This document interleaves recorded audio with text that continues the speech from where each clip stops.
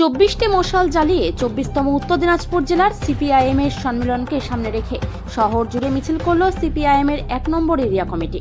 আগামী ১১ ও ১২ জানুয়ারি উত্তর দিনাজপুর জেলার ডালখোলা শহরে এই সমাবেশ অনুষ্ঠিত হবে। গৌতম বর্মন ডিওয়াইএফআই এর রাজ্য কমিটির সদস্য বলেন, বিভিন্ন দাবি দাওয়াকে সামনে রেখে 24তম উত্তর দিনাজপুর জেলা সম্মেলন অনুষ্ঠিত হবে। সেই সম্মেলনকে সামনে রেখেই আজ ইসলামপুর শহরে এই মিছিল করা হচ্ছে, যার প্রধান বক্তা হিসেবে উপস্থিত থাকবেন মোহাম্মদ সেলিম। কি বলবেন আজকের এই 24তম জেলা সম্মেলন ভারতের কমিউনিস্ট পার্টি মার্ক্সবাদী উত্তর দিনাজপুর জেলার 24তম সম্মেলন আগামী 11 এবং 12 জানুয়ারি ডালখোলা শহরে অনুষ্ঠিত হবে।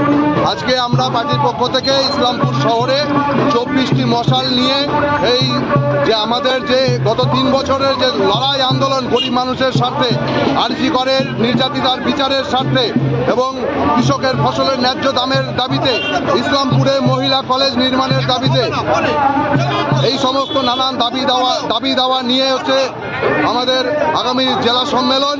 এই সম্মেলনকে সামনে রেখে আজকে আমরা ইসলামপুর শহরে মশাল মিছিল করছি।